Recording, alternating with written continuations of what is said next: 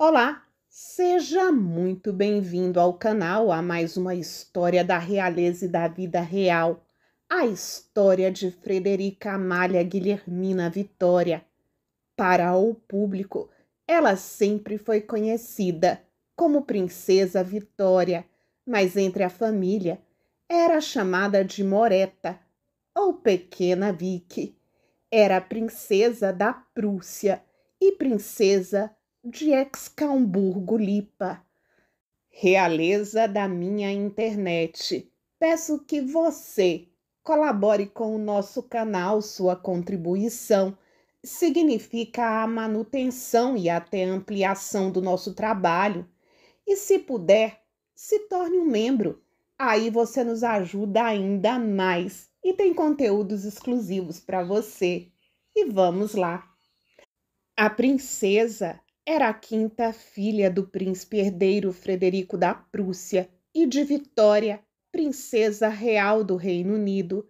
Ela nasceu no dia 12 de abril de 1866, no novo palácio de Potsdam, na Prússia, em um parto prematuro que por muito pouco não aconteceu num comboio onde sua mãe estava. Mas a sua mãe conseguiu aguentar até chegar ao palácio, embora na altura da sua chegada nada estivesse ainda pronto para o seu nascimento. Até uma saia foi improvisada como manta para amparar a criança, cujas roupinhas ainda não estavam prontas. Seu batizado foi planejado e marcado para o aniversário da sua avó, a Rainha Vitória do Reino Unido, no dia 24 de maio. O Reino da Prússia encontrava-se em um momento muito conturbado, por estar em guerra contra o Império Austríaco. As primeiras semanas de vida de Vitória foram marcadas pela perda do pequeno irmão, o príncipe Segismundo, que morreu de meningite e a quem ela nunca conheceu. Sua mãe foi muito afetada pela perda do pequeno filho, a ponto de um ano depois enviar uma fotografia da sua filha mais nova, a Rainha Vitória, na qual a pequena Vicky aparecia vestida com roupas que tinham pertencido ao seu falecido irmão. A pequena princesa era uma criança extremamente tímida. Vitória cresceu com outros 3 irmãos. Quieta e levemente teimosa, ela tinha um grande apreço pela mãe e, graças à avó, era acostumada com tradições britânicas. Juntamente com os seus irmãos, Vitória foi criada entre as casas dos seus pais, o palácio que ficava em Berlim e o outro em Potsdam. A princesa herdeira, sua mãe, era muito afetuosa e adorava crianças pequenas, ao contrário da mãe dela, a Rainha Vitória, mas ao mesmo tempo tinha expectativas muito elevadas para os seus filhos.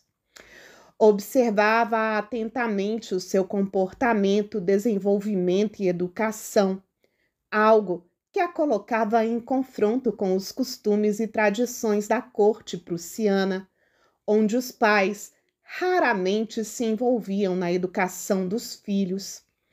Aos 5 anos, a princesa recebeu suas primeiras aulas de bons modos.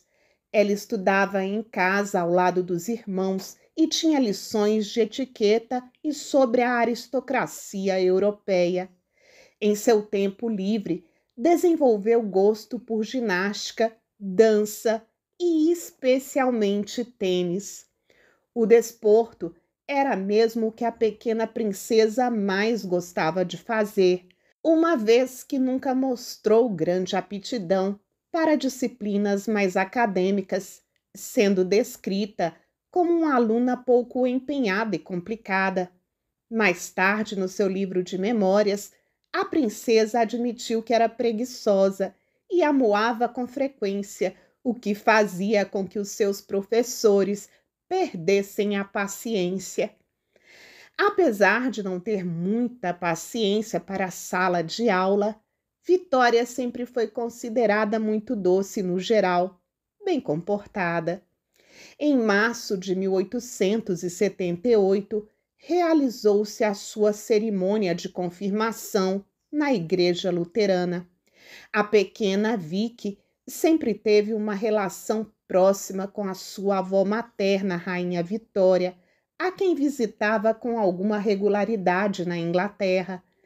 Em 1879, quando o pequeno território da Bulgária conseguiu conquistar a sua independência do Império Otomano, as grandes potências começaram a procurar candidatos ocidentais para ocupar este novo trono. A escolha recaiu sobre um príncipe alemão com uma linhagem que deixava muito a desejar para a maioria das casas europeias da altura, o príncipe Alexandre de Battenberg. Apesar de ter herdado um país complicado, onde reinava a corrupção e a guerra, Alexandre saiu-se surpreendentemente bem e tornou-se muito admirado.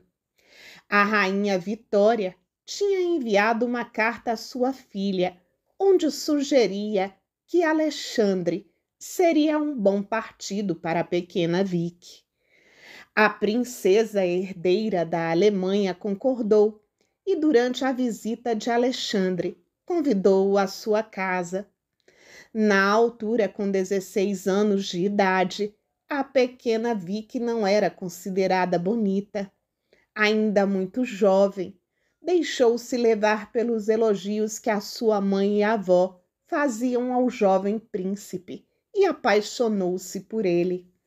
No entanto, o romance nunca teve hipóteses de funcionar e só parecia possível na cabeça de Vitória e da sua mãe. O chanceler da Alemanha, Bismarck, sempre se mostrou contra a união.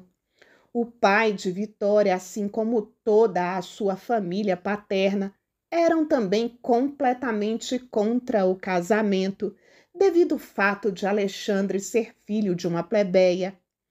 De modo a manchar a reputação de Alexandre e impedi-lo de se casar de todo, a imprensa russa e alemã começou a espalhar todo tipo de rumores sobre ele, nomeadamente que era homossexual e tinha contraído uma doença venérea. Alexandre, por outro lado, nunca pareceu interessado na pequena Vicky, como ela e a mãe pareciam estar por ele. Mas Vitória não desistiu e conseguiu convencer o marido a oferecer uma comissão a Alexandre, que já havia abdicado, no exército, e a permitir o casamento com a pequena Vicky. Quando Frederico informou ao chanceler Bismarck que o antigo príncipe da Bulgária estava prestes a chegar em Berlim para que fosse anunciado o noivado, este afirmou que o casamento era impossível, uma vez que colocaria a Alemanha em oposição direta com a Rússia. Frederico concordou e enviou um telegrama a Alexandre, onde lhe pediu para não fazer a viagem.